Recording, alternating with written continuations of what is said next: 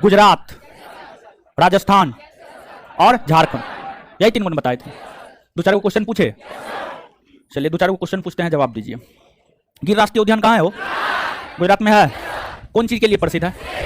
एशियाई शेर। किसके लिए? एशियाई शेर। और एशियाई शेर को ही बब्बर शेर भी कहा जाता है, समझे, अलग कुछ नहीं है, एशियाई शेर को ही बब्बर शेर भी कहा जाता है। इसके बाद आगे बताइएगा, मांडव पहाड़ी कौन राज्य में है? मांडव पहाड़ी गुजरात में है। सोमनाथ मंदिर कहाँ है? कौन देवता को समर्पित है? सोमनाथ मंदिर को कौन लूटा था? महमूद गजनबी लूटा था। चलिए ठीक है। इसके बाद आगे बताइएगा आप हमको, राजस्थान राज्य के विधानसभा में कितना सीट है? 200। कितना है? 200 है। क्षेत्रफल के आधार पर सबसे बड़ा राज्य कौन है? सांभर झील कौन राज्य में है? रेगिस्तान राष्ट्रीय उद्यान कौन राज्य में? कौन राज्य में है? छोटा नागपुर की गंगा किसे कहते हैं? हाँ, स्वर्ण। जमशेदपुर कौन नदी के तट पर है? टिस्को संयंत्र की स्थापना कब हुई है? 1907 में हुई है। चलिए ठीक है, टिस्को संयंत्र की स्थापना 1907 में हुई है। अब इसके बाद कौन राज्य है? मध्य प्रदेश है। हाँ बोलिए, बहुत कुछ नहीं बताए हैं। आप क्या चाहते हैं? सब चीज यहीं पे बता दें? तो ज्योग्राफी जो आगे पढ़ाएंगे, झील, जलप्रपात, झरना, पर्वत, पहाड़, पठार, नदी, राष्ट्रीय उद्यान, वहां पे क्या बताएंगे? हाँ? भारत का जनजाति। अभी तो एक ओवरव्यू दे रहे हैं बकलोल। कौन ग्रह से आए हैं आप? वाह महाराज, अभी तो सिर्फ जो है ना एक ओवरव्यू दे रहे हैं राज्य को लेकर के, आगे तो पूरा ज्योग्राफी अभी बाकी है महाराज। आप लोग तो समझते हैं एक के दिन में विद्वान बन जाए, तो ये पॉसिबल है? ये पॉसिबल ना है। हम खुदे विद्वान नहीं तो हम आपको क्या खाक विद्वान बनाएंगे? चलिए आइए, तो आपको देखना प्रारंभ करते हैं मध्य प्रदेश राज्य। मध्य प्रदेश राज्य, ठीक है, मध्य प्रदेश।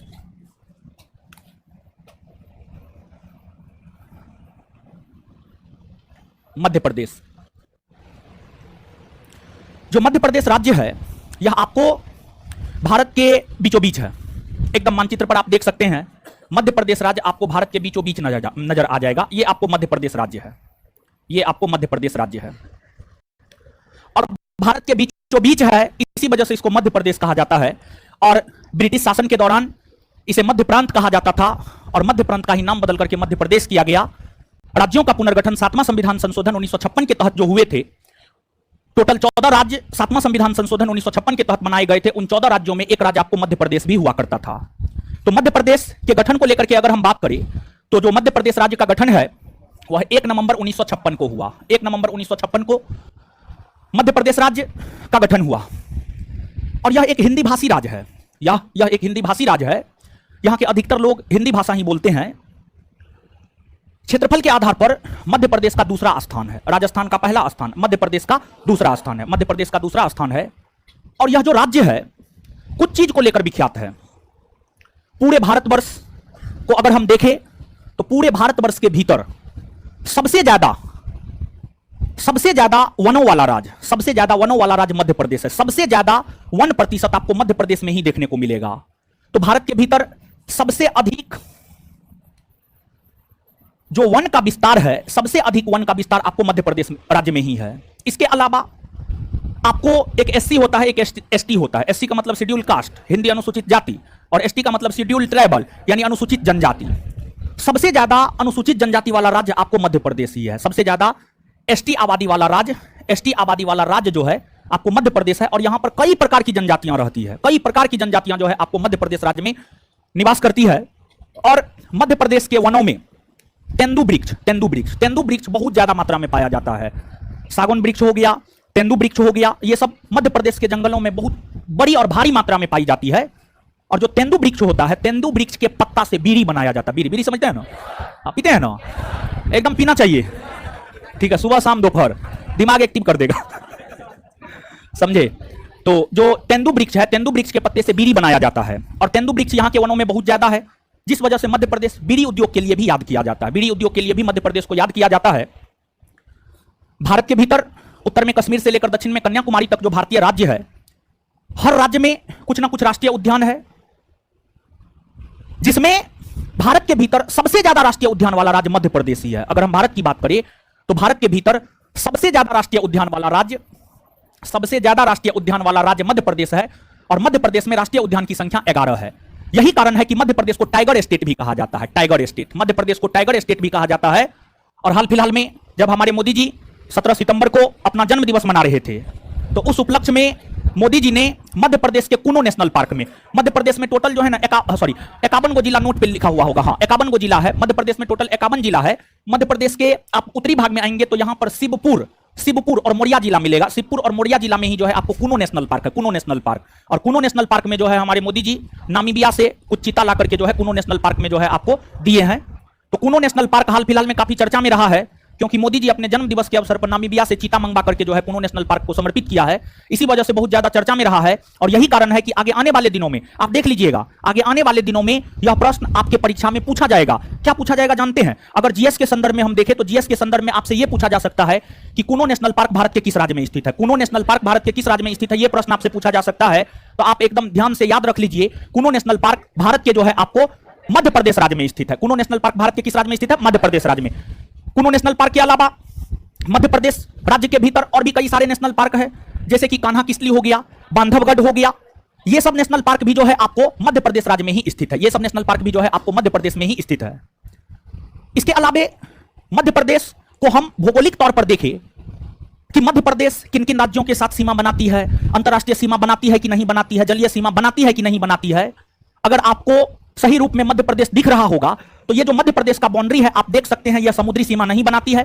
साथ ही साथ आपको यह भी नजर आ रहा होगा कि यह अंतरराष्ट्रीय सीमा भी नहीं बनाती है, अंतरराष्ट्रीय सीमा भी नहीं बनाती है। और दूसरी बात, यह भारतीय राज्यों के साथ सीमा बनाती है। अगर आप मानचित्र पर देखेंगे तो उत्तर प्रदेश के साथ, राजस्थान के साथ, गुजरात के साथ, महाराष्ट्र के साथ, छत्तीसगढ़ के साथ, इन तमाम राज्यों के साथ मध्य प्रदेश सीमा बनाती है। तो कुल मिलाकर के उत्तर प्रदेश 1, राजस्थान 2, गुजरात 3, मध्य प्रदेश 4 और छत्तीसगढ़ 5 भारतीय राज्य के साथ मध्य प्रदेश सीमा बनाती है।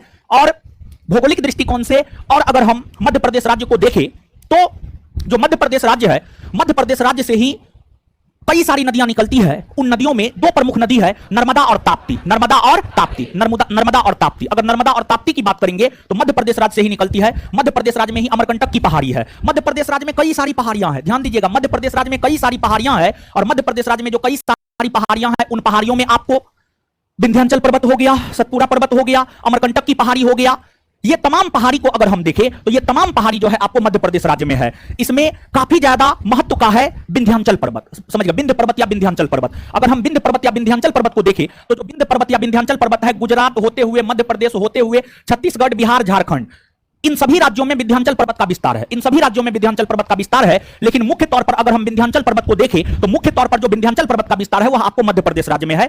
जैसे कि अगर आपको याद हो, पिछला सेशन में जब हम आपको राजस्थान राज्य बता रहे थे तो वहां पर हमने इस बात की चर्चा की थी कि जो अरावली पर्वत श्रेणी है, अरावली पर्वत श्रेणी का विस्तार गुजरात में भी है, राजस्थान में भी है, हरियाणा में भी है, दिल्ली में भी है। लेकिन अगर विशेष तौर पर किसी खास राज्य के संदर्भ में पूछे कि किस राज्य में अरावली पर्वत श्रेणी का विस्तार है, सिर्फ एक राज्य के संदर्भ में पूछे किस राज्य में अरावली पर्वत श्रेणी का विस्तार है, तो वहां पर हम लोग राजस्थान राज्य का नाम लेंगे। उसी प्रकार से अगर हम विंध्याचल पर्वत श्रेणी को देखें तो विंध्याचल पर्वत श्रेणी का विस्तार तो भारत के कई राज्यों में है, लेकिन विंध्याचल पर्वत श्रेणी का विस्तार मुख्य तौर पर भारत के मध्य प्रदेश राज्य में है, मुख्य तौर पर भारत के मध्य प्रदेश राज्य में है। और यह जो विंध्याचल पर्वत श्रेणी है यह भारत को दो बराबर भाग में बांटती है। जब आप विंध्याचल पर्वत श्रेणी के ऊपर जाइएगा तो उत्तर भारत होता है, नीचे आइएगा दक्षिण भारत होता है। यहां पर दो बात, ये दोनों बात किसी न किसी परीक्षा में निश्चित तौर पर पूछा गया है। क्वेश्चन बैंक पलट करके देखिएगा, कहीं ना कहीं आपको निश्चित तौर पर मिल जाएगा। एक आपको कर्क रेखा है और एक आपको विंध्याचल पर्वत है। अगर हम कर्क रेखा की बात करें तो जब हम ज्योग्राफी के अंतर्गत पहला चैप्टर पढ़ा रहे थे तो वहां पर हमने आपको कर्क रेखा के विषय में बताया है। और कर्क रेखा के विषय में हमने आपको यह बताया है कि कर्क रेखा पश्चिम से पूरब में भारत के 8 राज्यों से होकर गुजरती है, जिसमें राजस्थान, गुजरात, मध्य प्रदेश, छत्तीसगढ़, झारखंड, पश्चिम बंगाल, त्रिपुरा, मिजोरम।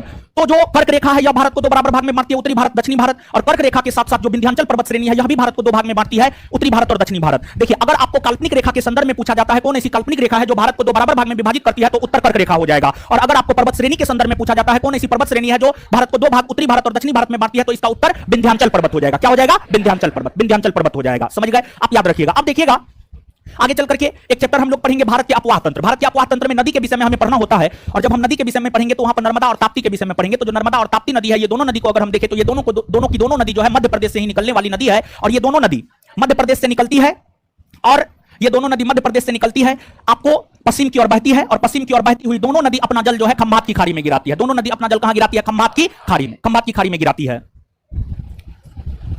इसके अलावे अगर हम मध्य प्रदेश को राजनीतिक दृष्टिकोण से देखें, मतलब राजनीतिक दृष्टिकोण से मतलब मध्य प्रदेश लोकसभा में कितना सीट है, मध्य प्रदेश को राज्यसभा में कितना सीट है, विधानसभा में कितना सीट है, एक सदनीय विधायिका वाला राज्य है, द्विसदनीय विधायिका वाला राज्य है, इन सभी चीजों को अगर हम देखें तो मध्य प्रदेश राज्य की अगर हम बात करें तो मध्य प्रदेश राज्य की विधानसभा में 230 सीट है, लोकसभा में 29 सीट है और राज्यसभा में 11 सीट है, राज्यसभा में 11 सीट है और यहां पर विधान परिषद नहीं है। अर्थात हम यह कह सकते हैं कि मध्य प्रदेश जो है एक सदनीय विधायिका वाला राज्य है।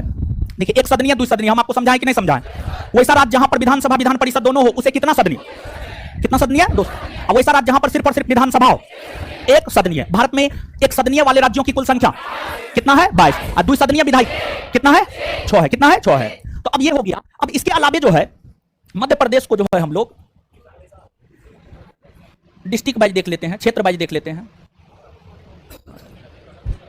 हाँ, ये मध्य प्रदेश, हाँ ये मध्य प्रदेश है। देखिए, आप सभी लोग इस बात से निश्चित तौर पर अवगत हैं, अब गौर से ध्यान से सुनिएगा। मध्य प्रदेश राज्य की जो राजधानी है भोपाल है। मध्य प्रदेश राज्य की जो राजधानी है वह आपको भोपाल है।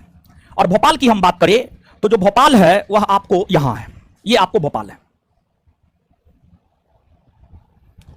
एकदम मध्य प्रदेश के लगभग में बीचों बीच में भोपाल है, यही मध्य प्रदेश की राजधानी है। भोपाल यूं तो कई चीजों के लिए याद किया जाता है, लेकिन अगर हम परीक्षा के दृष्टिकोण से देखें तो परीक्षा के दृष्टिकोण से, अब ये थोड़े पूछेगा कि मध्य प्रदेश की राजधानी कहां है, तो ये तो नहीं पूछेगा, ये तो कभी नहीं पूछ सकता है, समझ गए?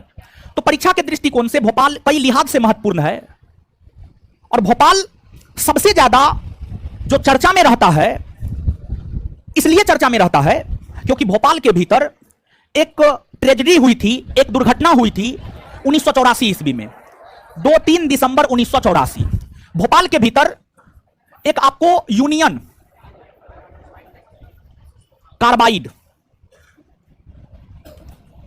कारखाना है, और जो यूनियन कार्बाइड कारखाना है इसमें 2-3 दिसंबर 1984 को 2-3 दिसंबर 1984 को MIC methyl isocyanide, MIC short में हम लिखे हैं, MIC का पूर्ण रूप होता है मिथाइल आइसोसाइनाइड। तो यूनियन कार्बाइड फैक्ट्री में 2-3 दिसंबर 1984 को MIC गैस के रिसाव के कारण वहां पर घटना हुई और उस घटना में हजारों की संख्या में लोग मारे गए थे, हजारों की संख्या में लोग जो है उस घटना में मारे गए थे। और इसको लेकर के सबसे ज्यादा भोपाल को याद किया जाता है। जब भोपाल शब्द हमारे दिमाग में आता है तो सबसे पहले जो भोपाल गैस त्रासदी है उसी चीज को लेकर के हमारा ध्यान जाता है। जैसे कि जब मुजफ्फरपुर का नाम आता है तो लीची को लेकर हमारा ध्यान जाता है, उत्तर प्रदेश के मुजफ्फरनगर का नाम आता है तो सीधा दिमाग चले जाता है दंगा पर, अयोध्या का जिक्र आता है तो राम जन्मभूमि और फिर जो है जो बाबरी मस्जिद को ढहा गया था वो सब चीज दिमाग में आने लगता है। तो जब भोपाल का जिक्र आता है तो वहां पर भोपाल गैस त्रासदी हमारे दिमाग में आ जाता है। और परीक्षा भी सबसे ज्यादा यही बात पूछा है, और परीक्षा में यहां से संबंधित जो सबसे ज्यादा बार पूछे जाने वाला प्रश्न है वह यह है कि भोपाल गैस त्रासदी किस गैस के रिसाव के कारण हुए थे। भोपाल गैस त्रासदी किस गैस के रिसाव के कारण हुए थे? तो मिथाइल आइसोसाइनाइड। और दूसरा प्रश्न जो यहां से पूछा जाता है वह यह है कि भोपाल गैस त्रासदी की घटना किस ईस्वी में हुई है? तो 1984 ईस्वी में हुई है। जब आप भोपाल के पूर्वी भाग में आएंगे तो यहां पर एक जिला विदिशा मिलेगा, यहां पर एक जिला रायसेन मिलेगा। जो मध्य प्रदेश का रायसेन जिला है, मध्य प्रदेश के रायसेन जिला में सांची स्तूप है। सांची स्तूप का नाम आप सुने होंगे, समझ गए? सांची स्तूप का आप नाम सुने होंगे। जो सांची स्तूप है यह एक प्रकार का बौद्ध स्तूप है। जो सांची स्तूप है यह एक प्रकार का बौद्ध स्तूप है, और यह बौद्ध स्तूप जो है आपको मध्य प्रदेश के रायसेन जिला में है। और इस बौद्ध स्तूप का निर्माण महान मौर्य सम्राट अशोक के द्वारा किया गया था।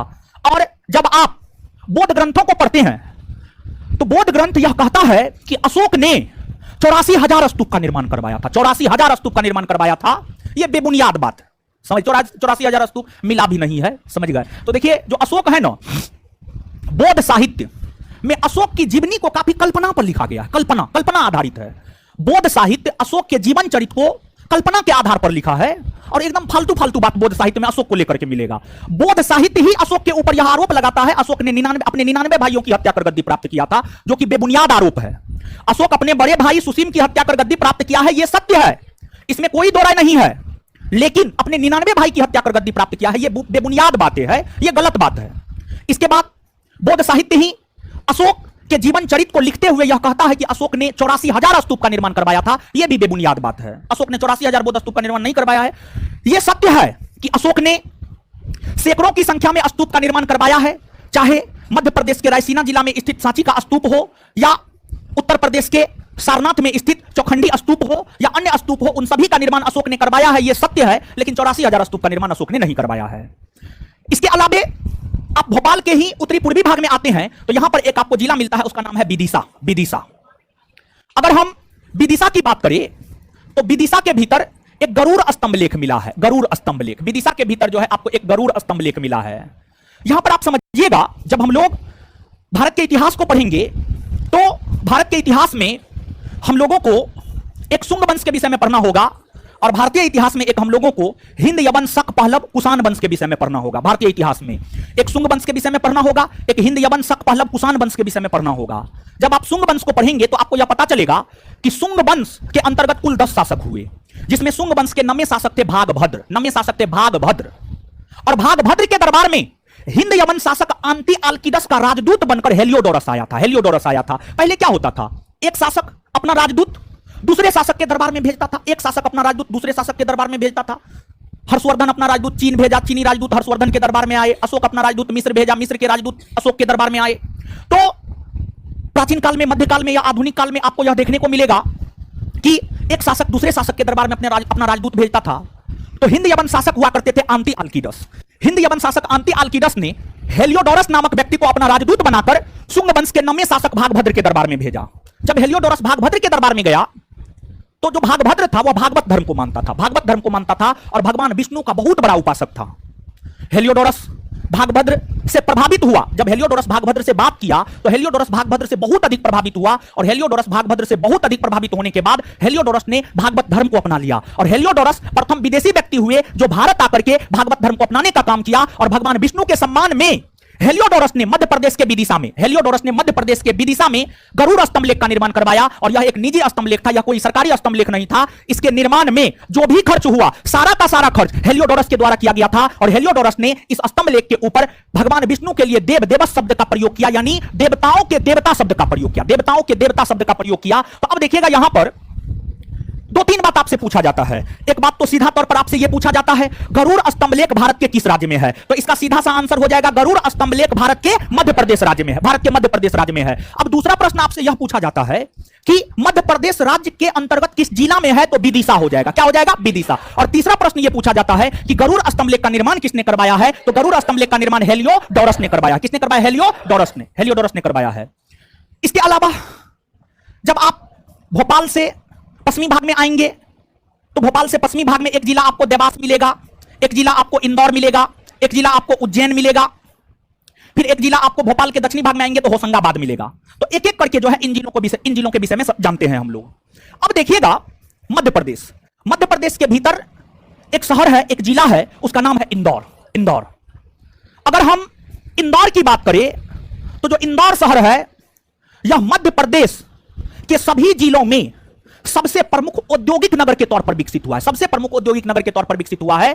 इंदौर में हर प्रकार का उद्योग आपको मिल जाएगा, चाहे रेशमी वस्त्र उद्योग हो, सूती वस्त्र उद्योग हो, ऊनी वस्त्र उद्योग हो, हर प्रकार का उद्योग मिल जाएगा। यानी एक प्रकार से कहिए तो इंदौर औद्योगिक क्षेत्र है। और यहां पर आर्थिक गतिविधियां काफी ज्यादा होती है। आर्थिक गतिविधियां, रुपया का लेन देन काफी ज्यादा होता है, जिस वजह से इंदौर को मध्य प्रदेश की व्यावसायिक राजधानी कहा जाता है। जो इंदौर है इसे मध्य प्रदेश का व्यावसायिक राजधानी कहा जाता है। व्यावसायिक राजधानी, जैसे भारत, अगर हम भारत की बात करें तो भारत की जो राजनीतिक राजधानी है वह नई दिल्ली है, लेकिन भारत की व्यावसायिक राजधानी के संदर्भ में पूछे तो भारत का जो व्यावसायिक राजधानी है वह मुंबई है। भारत का व्यावसायिक राजधानी क्या है? मुंबई। जिस प्रकार से भारत की व्यावसायिक राजधानी मुंबई है, उसी प्रकार से मध्य प्रदेश की व्यावसायिक राजधानी जो है आपको इंदौर है। फिर आगे आपको उज्जैन है। अगर हम उज्जैन की बात करें तो यहां पर तो ये पॉलिटिकल मैप है, ये फिजिकल मैप नहीं है। जब आप फिजिकल मैप को देखेंगे तो फिजिकल मैप पर आपको यह पता चलेगा कि उज्जैन जो है क्षिप्रा नदी के तट पर है। क्षिप्रा नदी के तट पर है। और आप याद कीजिए, पिछले सेशन में जब हम आपको उत्तराखंड बता रहे थे तो उत्तराखंड बताने के दौरान हमने आपके साथ कुंभ मेला की चर्चा की थी। जो कुंभ मेला है, कुंभ मेला किसके द्वारा शुरू किया गया था? हर्षवर्धन के द्वारा शुरू किया गया था। किसके द्वारा? हर्षवर्धन। और कुंभ मेला का आयोजन कितने वर्ष के अंतराल? 12 वर्ष के अंतराल पर होता है। और कुंभ मेला का आयोजन भारत के 4 शहर में होता है ना। कौन कौन 4 शहर? हरिद्वार, प्रयागराज, उज्जैन और नासिक। हरिद्वार, प्रयागराज, उज्जैन और नासिक। तो जो कुंभ मेले का आयोजन होता है, कुंभ मेले का आयोजन जो है प्रत्येक 12 वर्ष के अंतराल पर जो है आपको उज्जैन में भी होता है। इसके बाद आपको देवास है। देवास की हम बात करें तो यहां पर जो है ना आपको देवास में नोट प्रेस है। मतलब रुपया छापने का काम यहां पर किया जाता है। 20 रुपया, 50 रुपया, 100 रुपया, 500 रुपया, 2000 रुपया, ये सभी नोट जो है मध्य प्रदेश के देवास में ही छपता है, मध्य प्रदेश के देवास में छपता है। फिर आपको होशंगाबाद है, यहां पर आपको सिक्योरिटी पेपर मिल है, सिक्योरिटी पेपर मिल है, और यहां पर जो है ना आपको पैसा बनाने के कागज छापे जाते हैं। होशंगाबाद में जो है जो पैसा छापा जाता है उसके लिए एक विशेष प्रकार का कागज होता है, वह कागज होशंगाबाद में छापा जाता है और वह कागज देवास जाता है, और देवास में जो है नोट फाइनली छप करके बाहर आता है, देवास में नोट फाइनली छप करके बाहर आता है। अब इन शहरों के अलावे मध्य प्रदेश के कई अन्य शहर है जो कि किसी ना किसी दृष्टिकोण से निश्चित तौर पे महत्वपूर्ण है। एक शहर है आपको जबलपुर, एक शहर है आपको जबलपुर, एक शहर है आपको पन्ना, समझ गए, एक शहर है आपको पन्ना, फिर एक शहर है आपको ग्वालियर, समझ गए, एक शहर है आपको ग्वालियर, एक शहर है आपको ग्वालियर।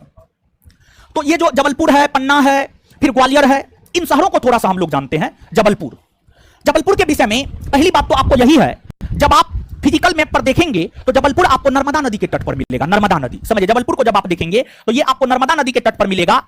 और इससे पहले हम आपको कई दफा ये बात बता चुके हैं, जो भारत है, भारत को टोटल 18 रेलवे जोन में बांटा गया है, और भारत को जो टोटल 18 रेलवे जोन में बांटा गया है उसमें कुछ रेलवे जोन का मुख्यालय हम आपको बता चुके हैं। हम पूछते हैं, आप जवाब दीजिए, पूर्वोत्तर रेलवे का मुख्यालय कहां है? गोरखपुर में है, चलिए ठीक है, बहुत बढ़िया। इसके बाद आगे बता, उत्तरी पश्चिमी रेलवे का मुख्यालय, हाँ, उत्तरी पश्चिमी रेलवे का मुख्यालय जयपुर में है, समझिए, जयपुर में है। अब देखिएगा 18 रेलवे जोन में से एक रेलवे जोन है पश्चिमी मध्य रेलवे जोन, पश्चिमी मध्य रेलवे जोन। अगर हम पश्चिमी मध्य रेलवे जोन की बात करें तो जो पश्चिमी मध्य रेलवे जोन है, पश्चिमी मध्य रेलवे जोन का मुख्यालय जो है आपको जबलपुर में है, पश्चिमी मध्य रेलवे जोन का मुख्यालय आपको कहां है? जबलपुर। इसके अलावे इंडियन पॉलिटी में हम एक चैप्टर पढ़ाएंगे हाईकोर्ट, उच्च न्यायालय। जब हम आपको उच्च न्यायालय के विषय में पढ़ाएंगे तो वहां पर हम आपको यह बात बताएंगे कि भारत के भीतर टोटल 25 उच्च न्यायालय है, और उच्च न्यायालय का मूल स्थान सामान्य तौर पर राज्य की राजधानी में होता है। जैसे बिहार के हाईकोर्ट का मूल स्थान बिहार की राजधानी पटना में है, पश्चिम बंगाल के हाईकोर्ट का मूल स्थान पश्चिम बंगाल की राजधानी कोलकाता में है, तो कायदे से मध्य प्रदेश हाईकोर्ट का मूल स्थान भोपाल में होना चाहिए। लेकिन ध्यान दीजिएगा, भारत के भीतर 25 हाईकोर्ट में कुछ हाईकोर्ट ऐसे हैं जिसका मूल स्थान राजधानी नगर में नहीं है, जिसका मूल स्थान राजधानी नगर में नहीं है, और जिस राज्य के हाईकोर्ट का मूल स्थान राजधानी नगर में नहीं है वहां से प्रश्न पूछा जाता है, और वहां से जब प्रश्न पूछा जाता है तो उसको याद रखना आपके लिए आवश्यक है। अगर हम मध्य प्रदेश हाईकोर्ट के मूल स्थान को देखें तो मध्य प्रदेश हाईकोर्ट का मूल स्थान आपको जबलपुर में है, जो मध्य प्रदेश हाईकोर्ट का मूल स्थान है वह आपको कहां है? जबलपुर में है, और जबलपुर राजधानी नगर नहीं है, जबलपुर राजधानी नगर नहीं है। इसके बाद आपको पन्ना है। भारत में अगर हम हीरा की बात करें, हीरा, सोना, चांदी, हीरा, ये सब महत्वपूर्ण खनिज संसाधन है। भारत के भीतर एकमात्र राज्य मध्य प्रदेश है, और मध्य प्रदेश के भीतर भी एकमात्र क्षेत्र पन्ना है जो हीरा के लिए प्रसिद्ध है। तो मध्य प्रदेश का जो पन्ना है यह हीरा के उत्पादन के लिए प्रसिद्ध है, हीरा के उत्पादन के लिए प्रसिद्ध है। इसके बाद ग्वालियर है। ग्वालियर का बहुत ज्यादा राजनीतिक ऐतिहासिक महत्व है, ग्वालियर का बहुत ज्यादा राजनीतिक ऐतिहासिक महत्व है। लेकिन यहां पर ग्वालियर के विषय में एक दो बात आप याद रखिए। जो ग्वालियर है, यहीं पर अकबर के दरबार के नवरत्नों में से एक नवरत्न तानसेन थे। तानसेन का मकबरा जो है आपको ग्वालियर में ही है, मतलब तानसेन को ग्वालियर में ही दफनाया गया था, तानसेन को ग्वालियर में ही दफनाया गया था। इतिहास में हम लोग ग्वालियर के विषय में, तानसेन के विषय में काफी विस्तार पूर्वक जो है हम लोग जानेंगे। तो एक मध्य प्रदेश राज्य का जो है हमने आपको ओवरव्यू दिया है, मध्य प्रदेश राज्य का हमने आपको ओवरव्यू दिया है। अब एक बार जो है मध्य प्रदेश राज्य को जल्दी से रीडिंग मार लीजिए, 1 सेकंड में जल्दी पढ़िए, पढ़ लिए, पढ़िए जल्दी।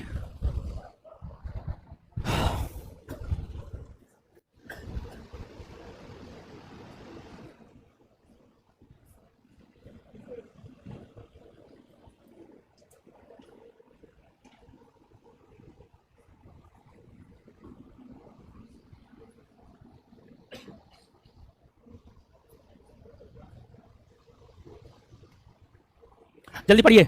है देखिए बैग लेके कहां जा रहे हैं, मार के खंडा खराब कर देंगे। मैं हीरो, कहां जा रहे हैं? बच जाइएगा ना, हो बचिएगा तो आइएगा कल। क्या कर रहे हैं? पढ़िए ना, हो कल आइएगा। उसका लग रहा है तबीयत खराब है, सच में। अच्छा जाने दीजिए उसको, जाने दीजिए। अरे आप लोग पढ़िए महाराज, हमारा तो काम है आपको डिस्टर्ब करना। भाई महाराज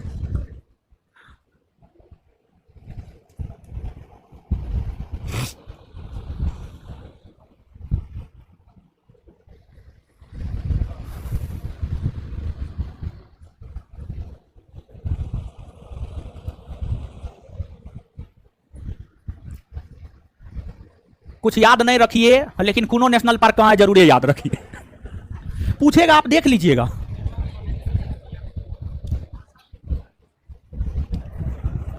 है, पढ़ लिए, पढ़ लिए, याद कर पाए आप? आइए बोर्ड पे आइए।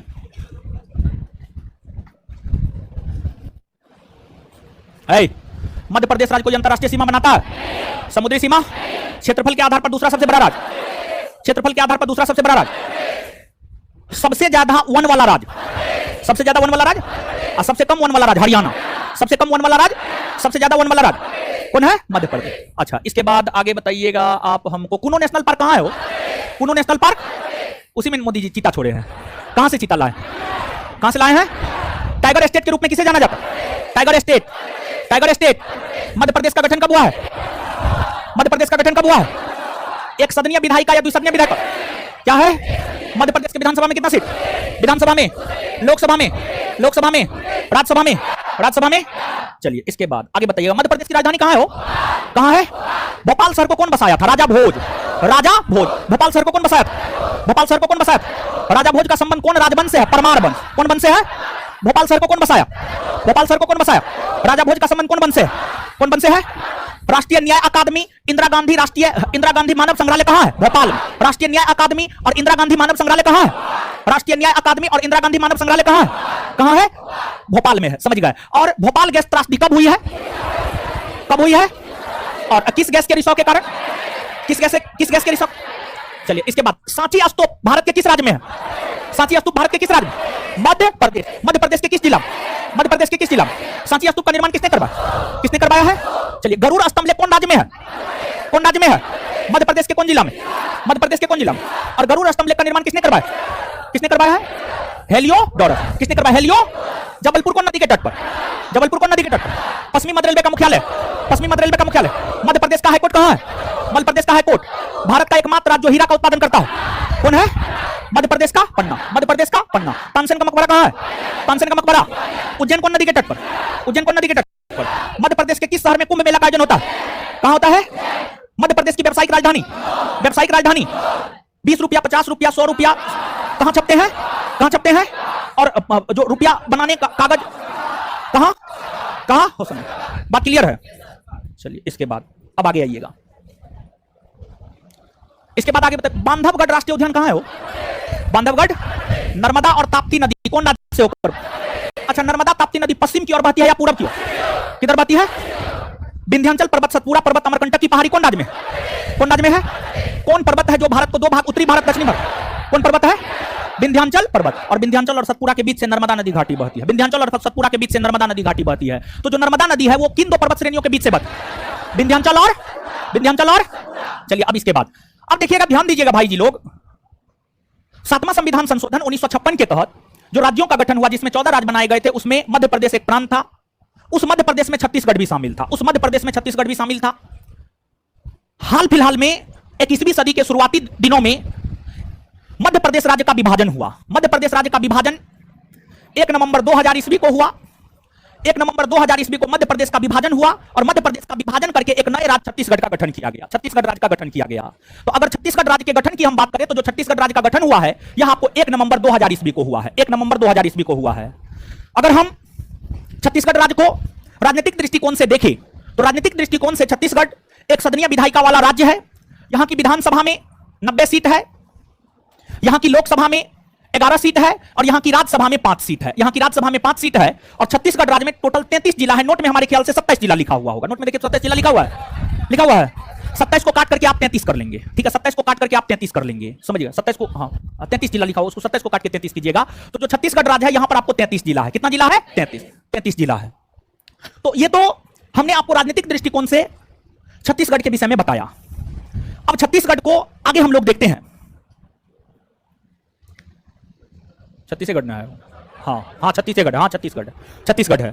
देखिए जो छत्तीसगढ़ है, छत्तीसगढ़ का सबसे बड़ा शहर रायपुर है, जो कि छत्तीसगढ़ का राजधानी नगर भी है। छत्तीसगढ़ का सबसे बड़ा शहर जो है आपको कौन है? रायपुर है। और जो रायपुर है यह आपको छत्तीसगढ़ का राजधानी नगर है। बीचों बीच में आपको रायपुर मिल जाएगा। यहां पर आपको ये रायपुर है, यही छत्तीसगढ़ का जो है आपको राजधानी नगर है। अब जब आप रायपुर के पश्चिमी भाग में आएंगे तो यहां पर आपको दुर्ग मिलेगा। यहां पर आपको दुर्ग मिलेगा।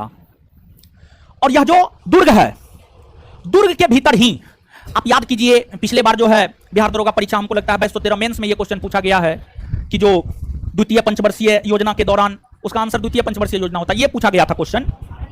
भिलाई, भिलाई, भिलाई, दुर्गापुर, राउरकेला, भिलाई, दुर्गापुर, राउरकेला, ये तीनों इस्पात संयंत्र की स्थापना किस पंचवर्षीय योजना के दौरान हुआ है? तो इसका उत्तर होगा द्वितीय पंचवर्षीय योजना। अब ध्यान दीजिएगा, जो दुर्ग है, दुर्ग में ही भिलाई, दुर्ग जिला के अंतर्गत ही एक शहर है, उसका नाम है भिलाई। तो छत्तीसगढ़ के दुर्ग जिला के अंतर्गत ही एक शहर है, उसका नाम है भिलाई। और भिलाई में लौह इस्पात संयंत्र की स्थापना 1955 ईस्वी में रूस की सहायता से किया गया। रूस की सहायता से किया गया, समझ गए? रूस की सहायता से किया गया। तो ये छत्तीसगढ़ का जो दुर्ग में स्थित भिलाई इस्पात संयंत्र है, इसके लिए दुर्ग क्षेत्र जो है विख्यात है। इसके अलावा अब देखिएगा, जब आप रायपुर के उत्तरी भाग में आएंगे तो यहां पर आपको एक शहर मिलेगा बिलासपुर। यहां पर एक शहर आपको मिलेगा, एक जिला मिलेगा आपको बिलासपुर। कौन सा जिला आपको? बिलासपुर। बिलासपुर रेलवे जोन के मुख्यालय के लिए ही प्रसिद्ध है। 18 रेलवे जोन में एक रेलवे जोन है दक्षिणी पूर्वी मध्य रेलवे। दक्षिणी पूर्वी मध्य रेलवे। अगर हम दक्षिणी पूर्वी मध्य रेलवे को देखें तो जो दक्षिणी पूर्वी मध्य रेलवे है उसका मुख्यालय जो है आपको बिलासपुर में है। तो दक्षिणी पूर्वी मध्य रेलवे का मुख्यालय आपको कहां है? बिलासपुर, बिलासपुर में है। इसके अलावा जब आप बिलासपुर के पूर्वी भाग में आएंगे तो यहां पर आपको कोरबा मिलेगा। एक जिला है कोरबा। और कोरबा को अगर हम देखें तो जो कोरबा है यह क्षेत्र कोयला के उत्पादन के लिए प्रसिद्ध है। लेकिन इसके अलावे कोरबा एल्युमिनियम उद्योग के लिए भी प्रसिद्ध है। एल्युमिनियम उद्योग के लिए भी प्रसिद्ध है। तो अगर हम कोरबा को देखें तो जो कोरबा है, एक तो सीधा सीधा देखिए, ध्यान दीजिएगा, एक बात आप याद रखिएगा, जैसे कि आपको दंतेवाड़ा हो गया, बस्तर हो गया, समझिए बस्तर हो गया, बस्तर के बाद जो है आपको कोरबा हो गया, समझिए कोरबा हो गया। ये सब प्रमुख औद्योगिक शहर है। ये सब प्रमुख औद्योगिक शहर है। जब आप क्वेश्चन बैंक पलट करके देखेंगे ना तो एक तो सीधा तौर पर यह क्वेश्चन पूछा जाता है, कोरबा औद्योगिक क्षेत्र किस राज्य में है? बस्तर औद्योगिक क्षेत्र किस राज्य में है?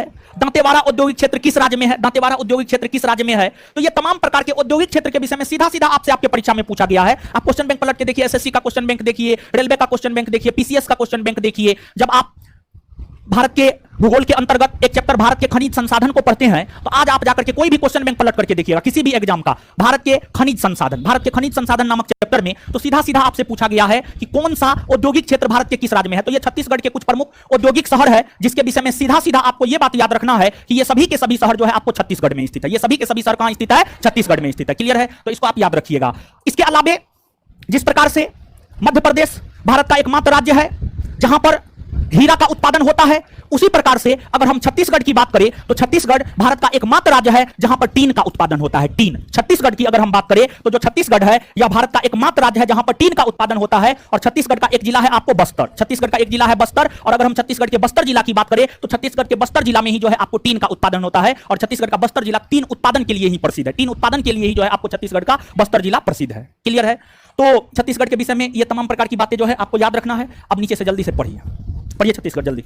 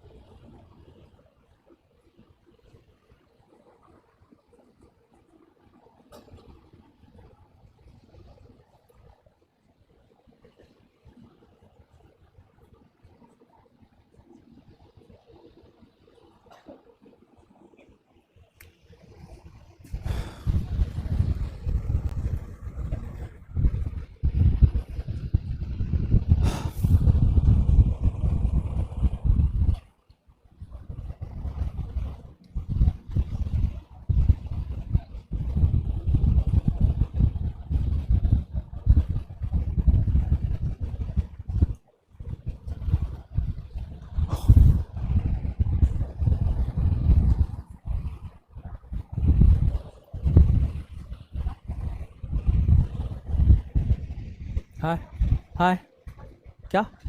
अरे जहाँ पर लोह इस्पात संयंत्र क्या होता है? जहाँ पर लोहा के उपकरण बनाए जाते हैं। ठीक है, लोहा से उपकरण बनाए जाते हैं। मैक्सिमम उपकरण तो लोहा का ही बनता है, चाहे घर बनाने में हो, पुल बनाने में हो, फैक्ट्री सब में। ठीक है, पढ़ लिए? चलिए आइएगा, एक मिनट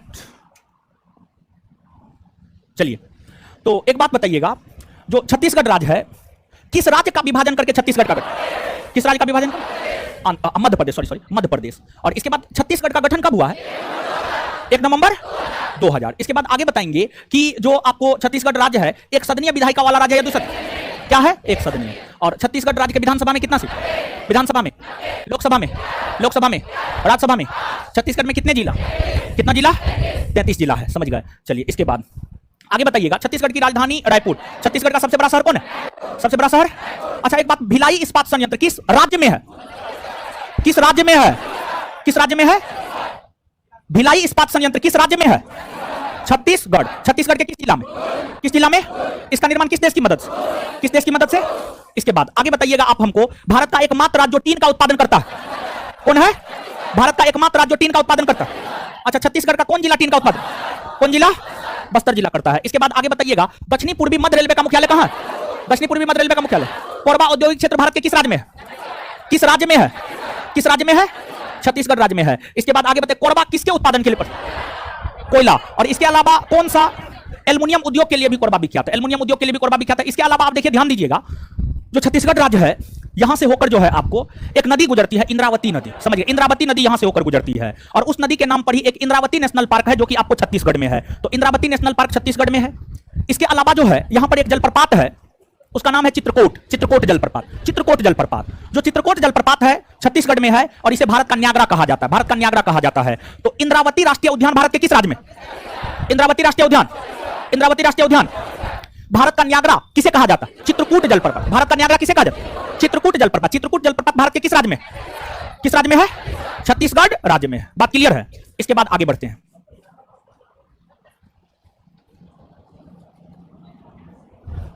आज क्वेश्चनों पूछना है ना वो। चलिए क्वेश्चन बैंक पहले करवा देते हैं, फिर हाँ पूछिए ना।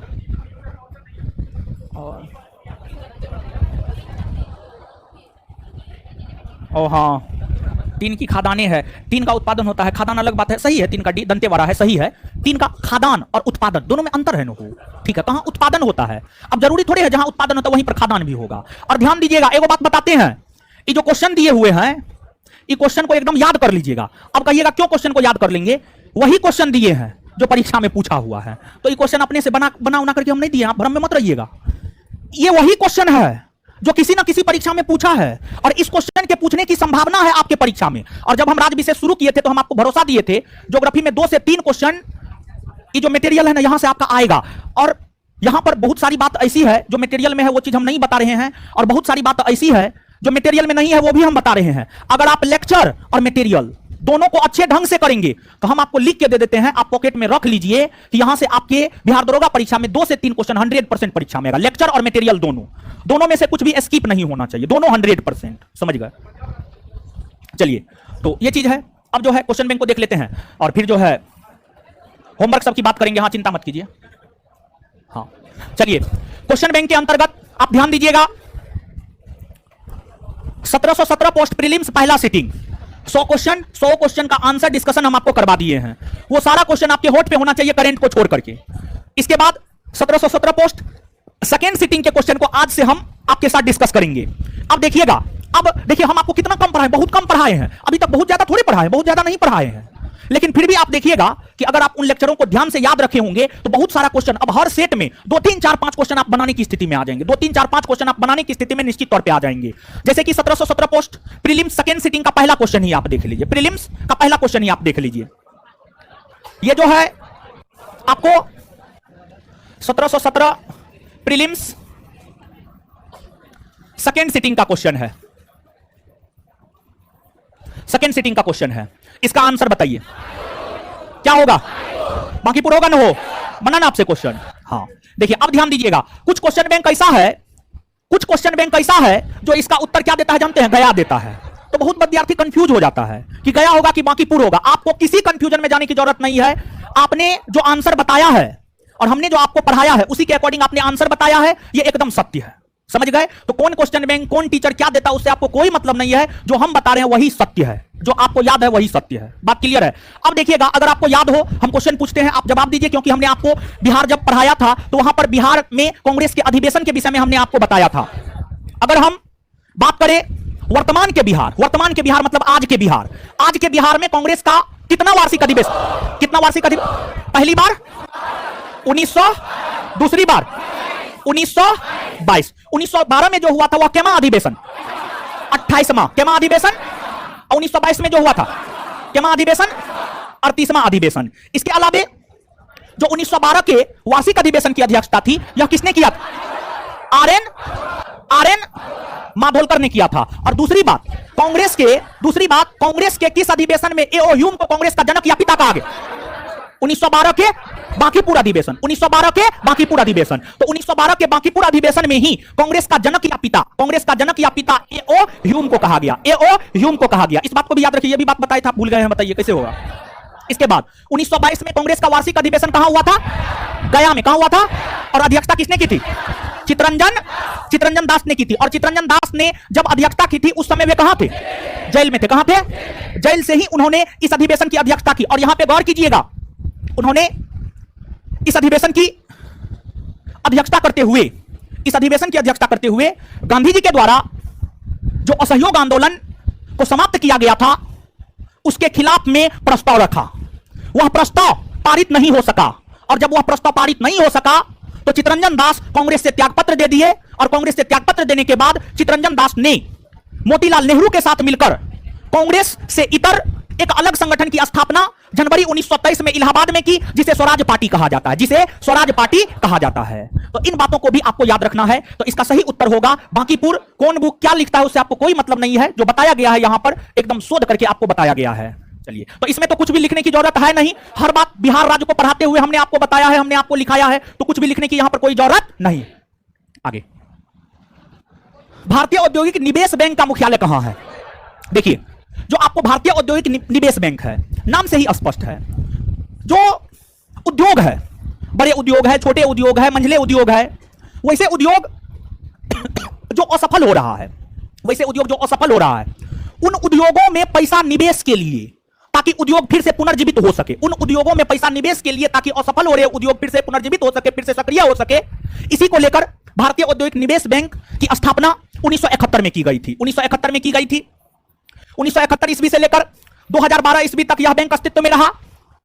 2012 ईस्वी में इस बैंक को समाप्त कर दिया गया, इस बैंक को नष्ट कर दिया गया। 2012 ईस्वी में इस बैंक को समाप्त कर दिया गया। यह बैंक आज के डेट में अस्तित्व में नहीं है। और इस बैंक का जो मुख्यालय था वह कोलकाता में था। तो आपको भारतीय औद्योगिक निवेश बैंक का मुख्यालय पूछा जा रहा है, तो भारतीय औद्योगिक निवेश बैंक का मुख्यालय कहां है? कोलकाता। तो देखिए, यह भी इकोनॉमिक्स का क्वेश्चन है, भले मुख्यालय पूछ रहा है वो अलग बात है।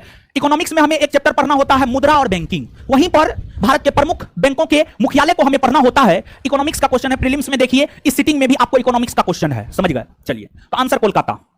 आगे, 1857 से 1859 का प्रथम स्वतंत्रता संग्राम पुस्तक के लेखक कौन है?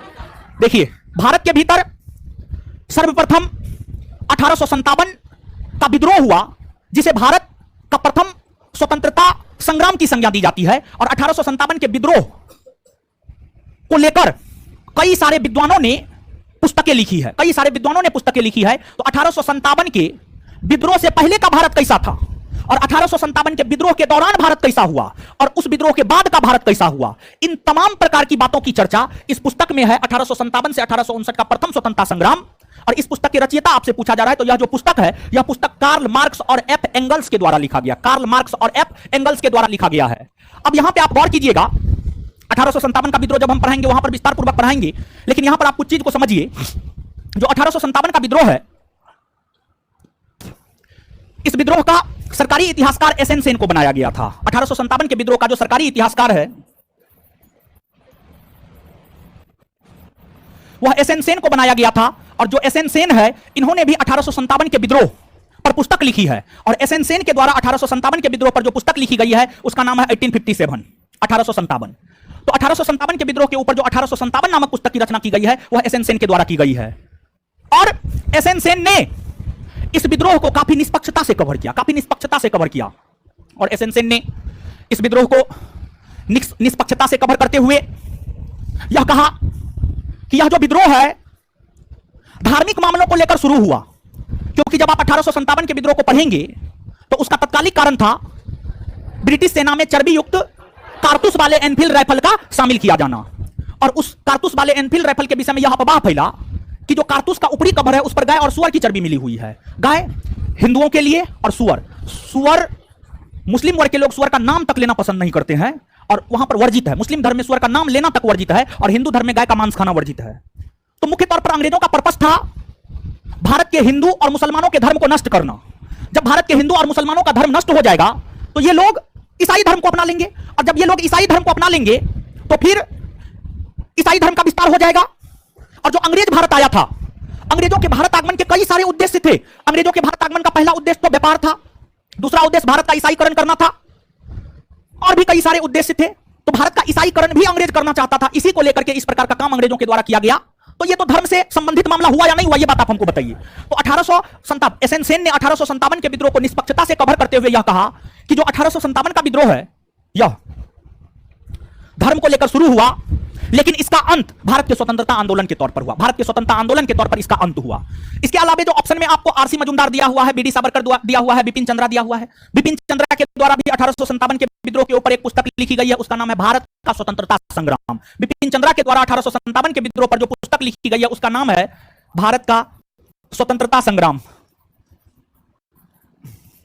फिर आपको बीडी सावरकर के द्वारा भी 1857 के विद्रोह पर पुस्तक लिखी गई है, उसका नाम है first war of Indian independent. First war of Indian independent. First war of Indian independent नामक पुस्तक बीडी सावरकर के द्वारा लिखी गई है। वही अगर हम आरसी मजूमदार की बात करें तो आरसी मजूमदार के द्वारा भी 1857 के विद्रोह पर पुस्तक लिखी गई है, द सिपाही mutiny and revolt of 1857। The सिपाही म्यूटिनी एंड रिवॉल्ट ऑफ 1857। यह पुस्तक आरसी मजूमदार के द्वारा लिखी गई है। तो ये जो तमाम पुस्तक की चर्चा हमने आपके साथ की है, ये सभी के सभी पुस्तक 1857 के विद्रोह के ऊपर ही लिखा गया है, और 1857 के विद्रोह के ऊपर ये तमाम पुस्तक अलग अलग विद्वानों के द्वारा लिखा गया। आप नोट डाउन कर लीजिए।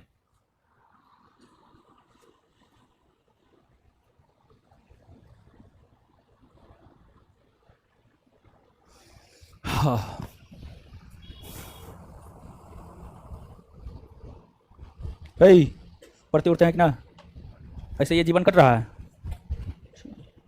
काट देंगे, काट छाप लिए। चलिए आगे बढ़ते। चलिए, पाइका नृत्य का संबंध किस राज्य से है? देखिए, जो पाइका नृत्य है ना, हो पाइका, पाइका का अर्थ होता है, पाइका का अर्थ होता है पैरों से सैनिक। पैरों से सैनिक, पैर मतलब इसकी बात कर रहे हैं, पैर मतलब वृक्ष की, वृक्ष नहीं समझ लीजिएगा, एक वृक्ष भी होता है उसको भी हम लोग पैर कहते हैं, तो मानव के पैर के संदर्भ में बात कर रहे हैं। तो पाइका का अर्थ होता है पैरों वाला सैनिक, पैरों वाला सैनिक। और जो पाइका नृत्य है यह एक प्रकार का युद्ध नृत्य है। जो पाइका नृत्य है यह एक प्रकार का युद्ध नृत्य है, युद्ध नृत्य है। और इस नृत्य में जो है, भाला समझते हैं, भाला, भाला समझते हैं, भाला, भाला और तलवार समझते हैं, तलवार। इस नृत्य में जो है भाला और तलवार के सहारे नाचा जाता है। भाला और तलवार के सहारे जो है नाचने का काम किया जाता है। मुख्य तौर पर यह नृत्य ओडिशा राज्य का है, मुख्य तौर पर यह नृत्य ओडिशा राज्य का है। लेकिन आप याद कीजिए, ओडिशा भी पहले कभी बिहार हुआ करता था। ओडिशा भी पहले कभी बिहार हुआ करता था। जब बिहार का विभाजन 1936 में हुआ तब जाकर के ओडिशा का गठन हुआ, और जब बिहार का पुनर्विभाजन हुआ तो झारखंड का गठन हुआ, बिहार का पुनर्विभाजन हुआ तो झारखंड का गठन हुआ। तो अगर क्वेश्चन के ऑप्शन में ओडिशा रहता तो इस क्वेश्चन का सबसे परफेक्ट उत्तर ओडिशा हो जाता, इस क्वेश्चन का सबसे परफेक्ट उत्तर ओडिशा हो जाता। लेकिन ऑप्शन में क्या ओडिशा है? नहीं है। तो अब आगे देखेंगे तो यह नृत्य ओडिशा, ओडिशा के बाद झारखंड, झारखंड के बाद बिहार, इन तीनों राज्य से इस नृत्य का संबंध है। तो बिहार, राजस्थान, पंजाब, केरल, क्या मारिएगा बताइए? बिहार मारिएगा ना, हो बिहार मारिएगा। नीचे से एक लाइन लिखिएगा, पाइका एक युद्ध नृत्य है, पाइका एक युद्ध नृत्य है। कॉपी बनाते हैं कि नहीं बनाते हैं जी? कॉपी बनाते जाइए महाराज। कॉपी आपका है? बराती आए हैं का है कि बरतुहारी आए हैं? मार पटास ठीक कर देंगे हम, जान ले लेंगे, जान, समझे? है इससे पहले जो बोले तो लिखे थे।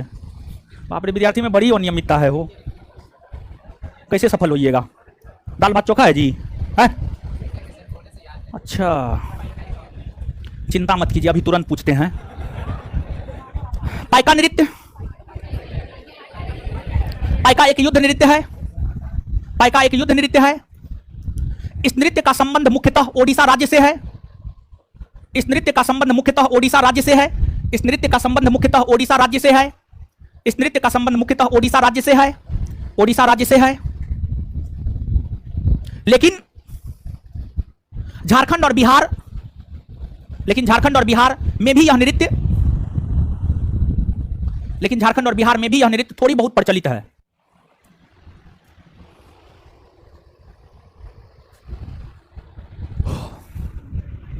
लेकिन झारखंड और बिहार में भी यह नृत्य थोड़ी बहुत प्रचलित है, थोड़ी बहुत प्रचलित है। चलिए आगे, चलिए आगे आइए। इंडिया डिवाइडेड पुस्तक के लेखक कौन है? देखिए ध्यान दीजिएगा, एक आंदोलन हुआ है 1942 से 1944 के दौरान। 1942 से 1944 के दौरान जो आंदोलन हुआ है उसे भारत छोड़ो आंदोलन कहते हैं। भारत छोड़ो आंदोलन 9 अगस्त 1942 को प्रारंभ हुआ। 9 अगस्त 1942 को भारत छोड़ो आंदोलन प्रारंभ हुआ। इस आंदोलन के प्रारंभ होने के ठीक एक दिन पूर्व 8 अगस्त 1942 को मुंबई के ग्वालिया टैंक में कांग्रेस वर्किंग कमेटी की बैठक बुलाई गई थी। उस बैठक को महात्मा गांधी ने संबोधित किया और महात्मा गांधी ने उस बैठक को संबोधित करते हुए अंग्रेज भारत छोड़ो का नारा दिए, करो या मरो का नारा दिए।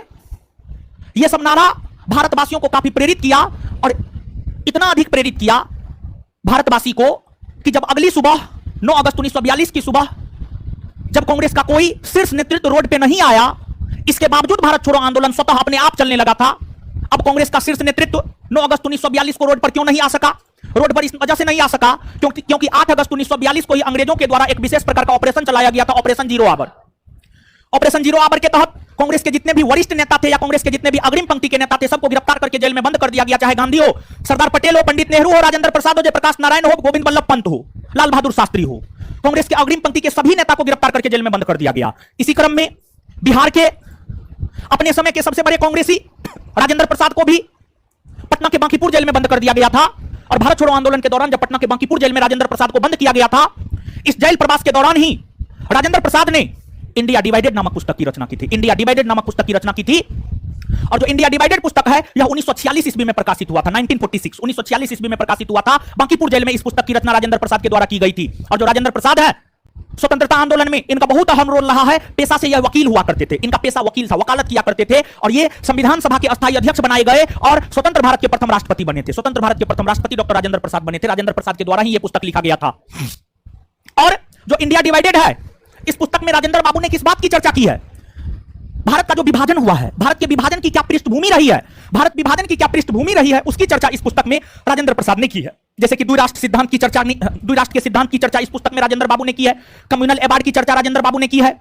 कांग्रेस ने किस प्रकार से मुस्लिम लीग को मुख्य धारा से बाहर करने का प्रयास किया, इस बात की चर्चा राजेंद्र बाबू ने अपने इस पुस्तक में की है। इसके बाद आगे है अबुल कलाम आजाद, लाला लाजपत राय, सुभाष चंद्र बोस, इनके द्वारा भी कई सारे पुस्तकों की रचना की गई है। एक आध गो मुख्य पुस्तक और पत्रिका का नाम बता देते हैं। अबुल कलाम आजाद की एक पुस्तक है, उसका नाम है इंडिया विंस फ्रीडम। याद रखिएगा, बहुत बार पूछा गया है, आगे भी पूछा जाएगा। India wins freedom.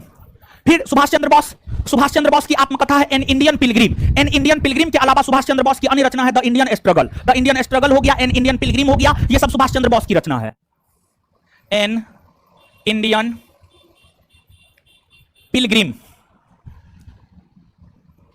पिलग्रिम और द इंडियन स्ट्रगल। और जानते हैं सुभाष चंद्र बोस को भी प्यार हुआ था, एमिली नामक महिला के साथ हुआ था।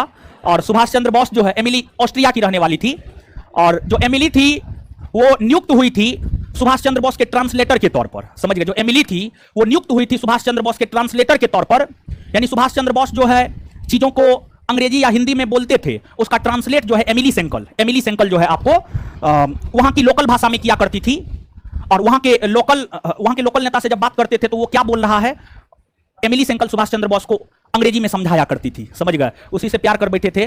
और उसके बाद जो है बाद में विवाह भी हुआ, बाद में एक पुत्री भी हुआ और एमिली सेंकल से प्रेम कर बैठे थे, विवाह हुआ, पुत्री हुआ। इस सब की जानकारी जो है भारत के लोगों को बहुत बाद में मिला था, सुभाष चंद्र बोस के निधन के बाद। समझ गए, तो जब तक जीवित थे तब तक गुप्त थी उनकी पत्नी।